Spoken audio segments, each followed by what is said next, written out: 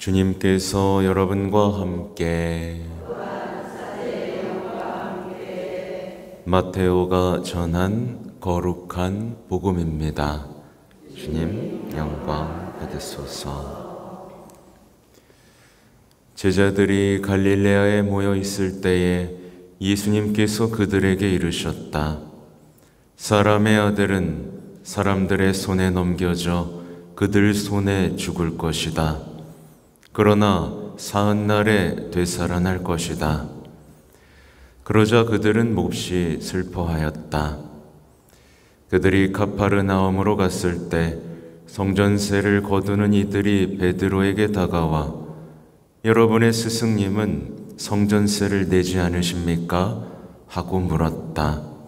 베드로가 내십니다 하고는 집에 들어갔더니 예수님께서 먼저 시몬아, 너는 어떻게 생각하느냐? 세상 임금들이 누구에게서 관세나 세금을 거두느냐? 자기 자녀들에게서냐? 아니면 남들에게서냐? 하고 물으셨다. 베드로가 남들에게서입니다 하고 대답하자 예수님께서 이르셨다.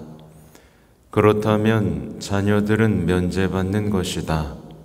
그러나 우리가 그들의 비위를 건드릴 것은 없으니 호수에 가서 낚시를 던져 먼저 올라오는 고기를 잡아 입을 열어보아라.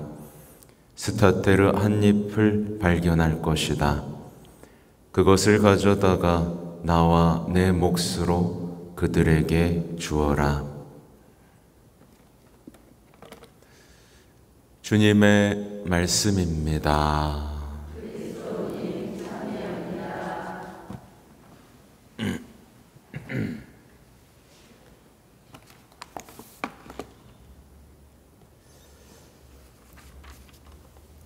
전미애 스님,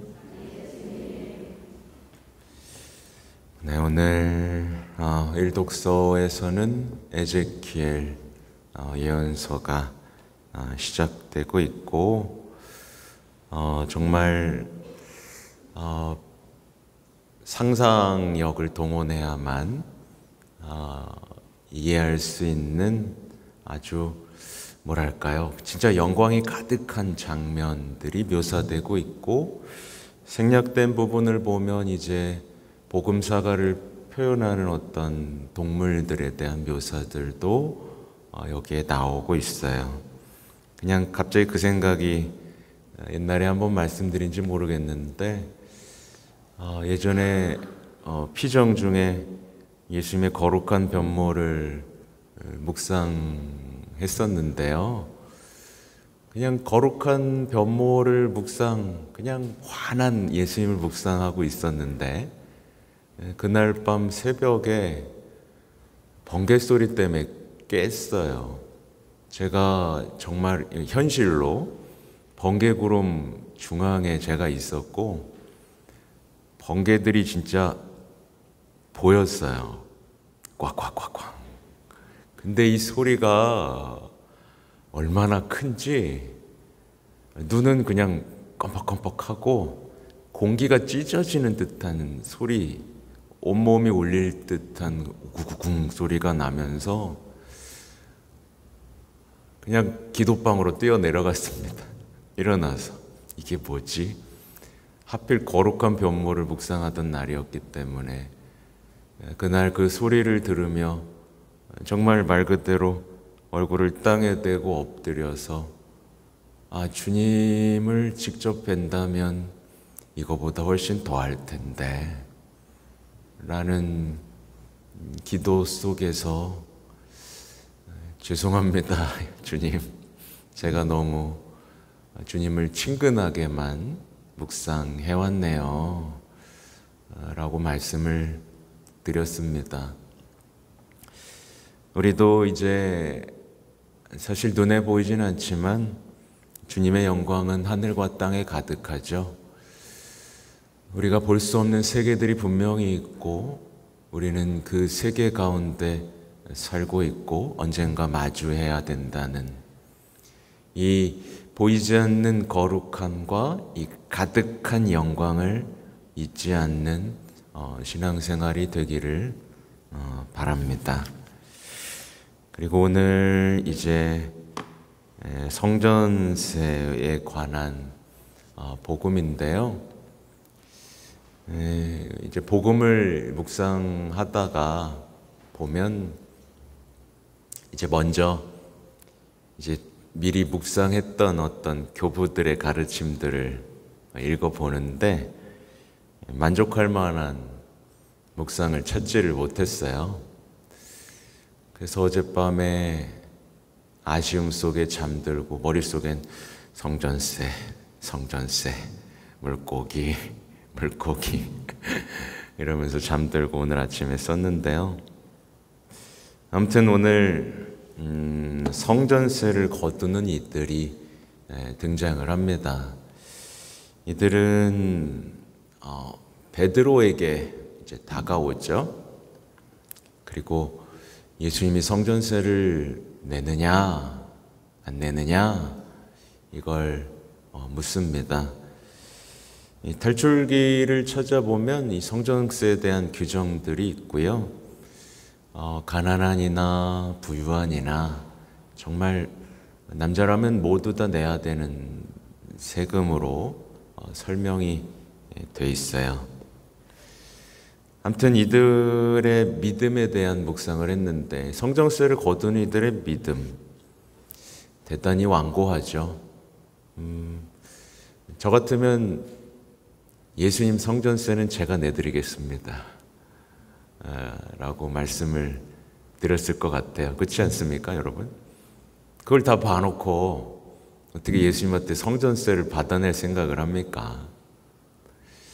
그러니까 성전세를 내드린 영광을 드린 이 물고기만도 못한 인간들인 거죠. 그죠? 근데 이제 물고기는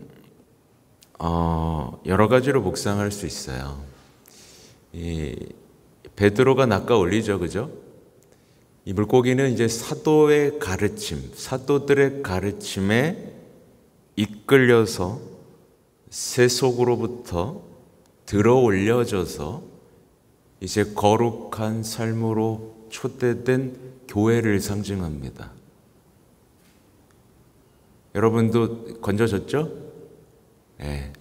특히 호수라는 혼돈, 아주 씁쓸한 혼돈으로부터 구원받은 우리의 영혼을 의미합니다. 또 참 성전이신 예수님께 바쳐야 할 우리의 목, 이제 두 사람의 몫인데 우리 영혼과 육신의 몫을 그러니까 봉헌해야 할 물고기, 영혼을 뜻하고 여러 가지로 묵상할 수 있죠. 우리 그리스도인들을 물고기로 표현했었잖아요, 그죠? 네. 그 물고기의 약자가 그리스도인들을 표현한다 해서 물고기로 표현했습니다. 아무튼 그런 것들을 묵상할 수 있습니다. 아무튼 이 성전세를 거두는 이들은 그동안 정말 예수님을 많이 봐왔을 겁니다. 그렇죠? 근데 배운 게 있어요, 없어요? 배운 게 없어요. 그렇게 많이 들었을 텐데도 배운 게 없습니다. 그냥 세금이나 뜯어내려는 마음, 그 완고한 마음뿐인 거죠. 그래서 오늘 제가 묵상한 건 아무것도 배우지 못하는 마음에 대한 묵상을 좀 해봤어요. 실제로 우리 주변에도 있나요, 없나요? 있어요. 성당에 나오면 뭐해요? 아무것도 못 배우잖아요. 성당에 나오고 오랜 시간 나와도 아무것도 못 배우는 그 마음이라는 게 있어요. 네. 뭐 저도 예전에 재미로 성당 나올 때 고등학교 때 신부님 얘기들 뭐 아무것도 안 들렸으니까 난 놀고 싶은 것밖에 안 보였으니까. 아무튼 그들은 성전에 살았습니다. 거의 살았죠.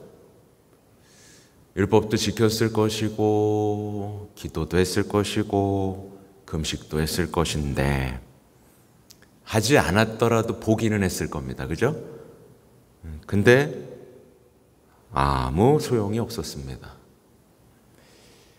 그들의 마음은 이게 핵심인데요. 예수님께 말 한마디 건네지 못할 정도로 굳어져 있었어요. 사실 예수님을 보고 놀랄 법도 하고요. 그죠? 예수님 멋있다. 놀랄 법도 하고 예수님께 굳이 베드로한테 돌려 말하지 않아도 예수님 같은 분도 성전세 내요? 내야 돼요? 뭐 이렇게 물어볼 수 있었잖아요. 그죠? 그런 마음조차 없습니다. 그냥 꽉 닫혀 있죠. 그리고 둘러 베드로한테 너네 스승님은 성전세 내니? 그냥 완전 겉도는 거예요. 완전 겉도는 겁니다. 우리의 모습에도 이런 것들이 있는지 살펴봐야 됩니다. 왜냐하면 많은 그리스도인들이 예수님께 한마디도 못하고 살아가기 때문이에요. 그래요. 생각보다 많더라고요. 여러분 예수님한테 말 걸 수 있어요? 없어요? 있어요? 걸어요? 한마디도 못하는 사람 많아요. 정말 놀랬어요. 예수님한테 한마디도 말을 못 걸어요. 그러다 그뿐만이 아니에요. 본인이 영적으로 질문도 많고 어려움을 겪고 있는데 사제한테도 말을 못 걸어요. 사제나 수도자한테 아무런 질문도 조언도 못 구하는 영혼들이 있어요. 이들은 그냥 혼자 생각하고 서로 수군거리고 그냥 자신의 확신 속에서 투덜거리기 시작합니다. 질문도 못하니까 이제 사제한테 투덜거리고 사제 뒷담화하고 예수님한테도 투덜거리는 거예요. 말을 못 거니까. 정작 말 한마디도 못하면서 뒤에서만 수군, 혼자 생각, 혼자 확신, 이러니 신앙생활이 되겠어요? 그죠? 제가 이런 분들을 비판하는 거기도 하지만 참 간단한 문제라는 걸 말씀드리는 거예요. 물어보면 돼요. 네, 물어보면 돼요. 갑자기 생각나는 거지만 신부님이 나한테 인사를 안 하는 것 같다. 그럼 물어보면 돼요. 신부님 왜 저보고 인사 안 해요? 그죠?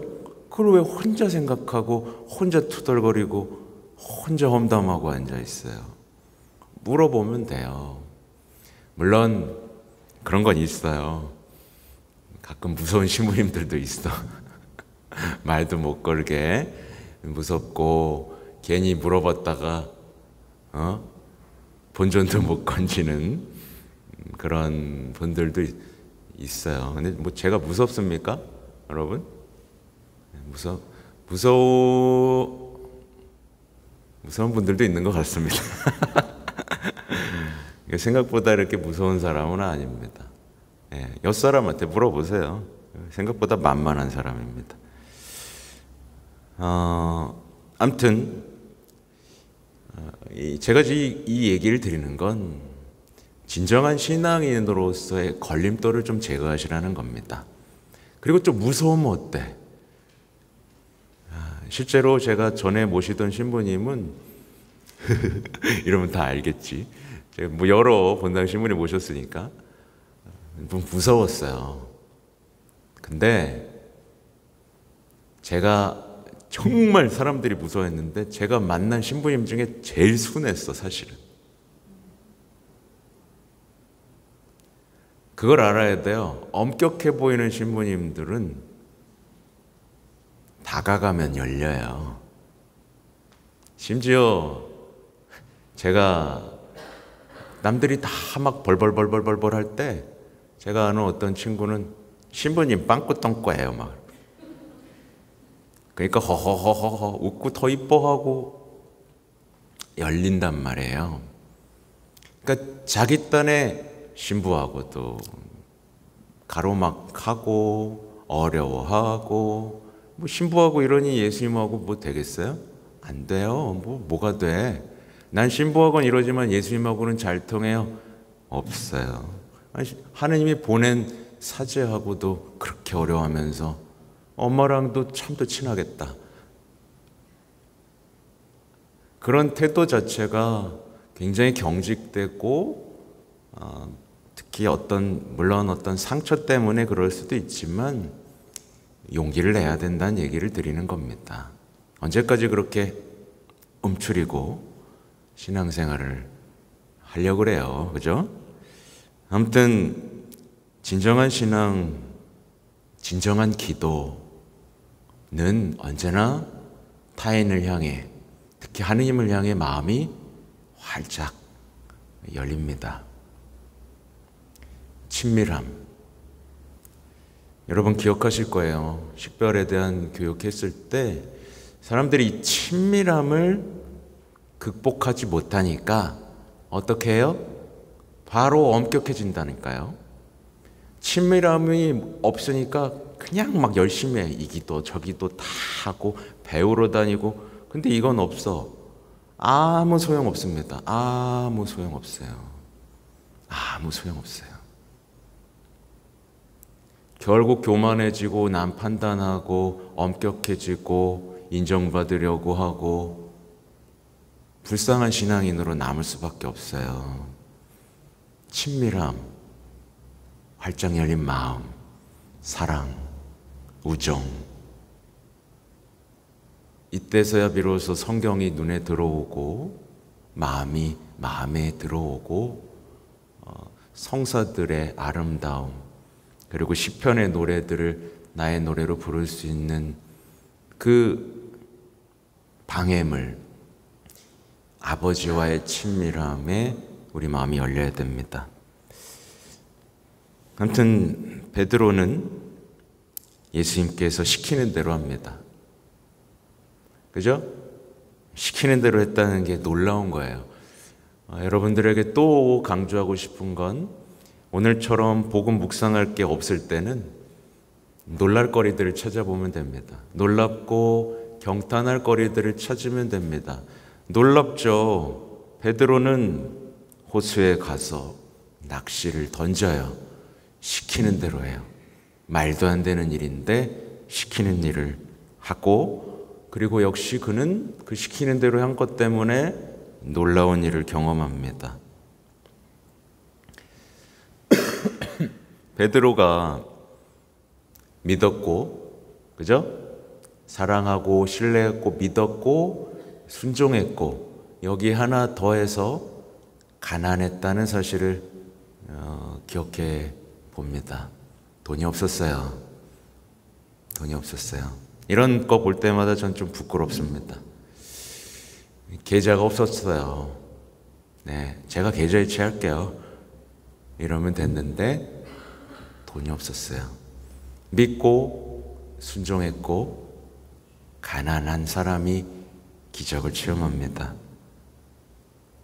그는 아주 평범한 낚시라는 그가 가장 익숙했던 행동을 하는 가운데 정말 아름다운 은총을 체험했고 예측할 수 없는 은총 속에서 또 한 번 경탄하고 놀라는 한 신앙인으로 또 탄생하죠. 아주 평범했는데 놀라운 일이 벌어지잖아요. 그죠? 개인적으로는 지난 월요일이 원래 성모 대성전 그 축일이에요. 그래서 바티칸에서는 전례 중에 뭐 하는지 아세요?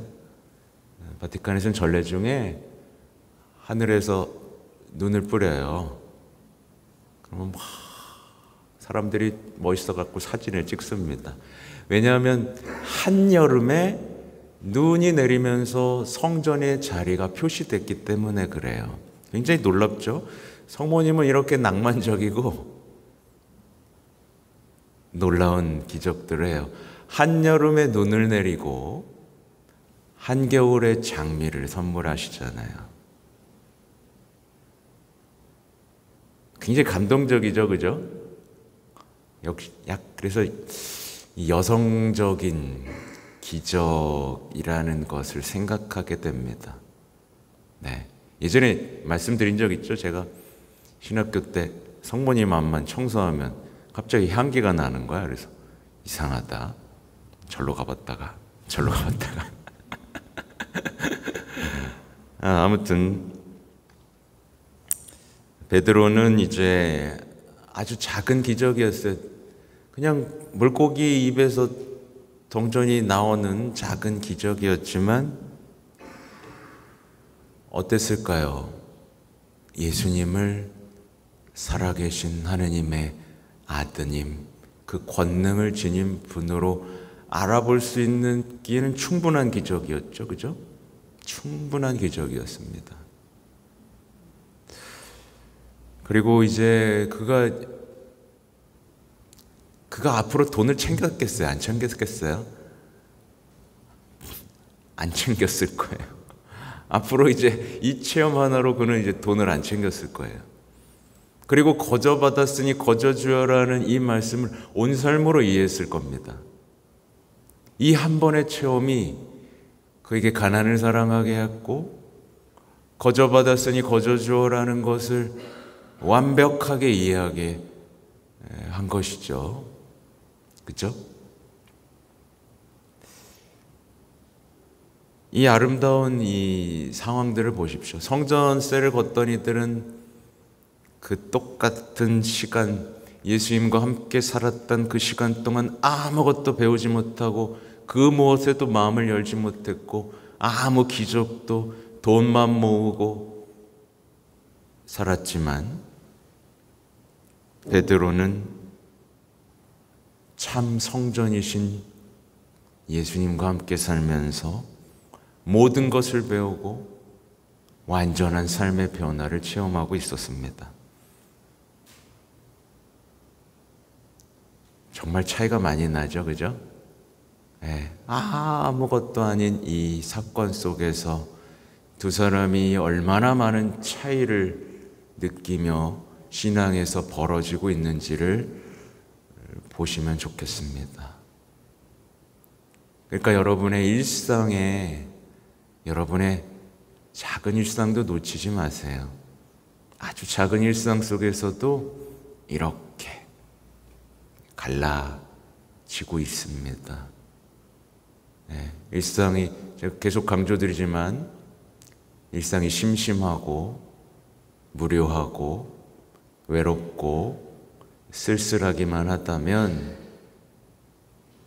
바뀌어야 돼요. 놀라고 경탄할 수 있어야 되고 내 기도를 바꿔야 되고 내 신앙을 바꿔야 되고 내가 바라보는 것을 완전히 바꿔야만 합니다. 잠시 묵상하시겠습니다.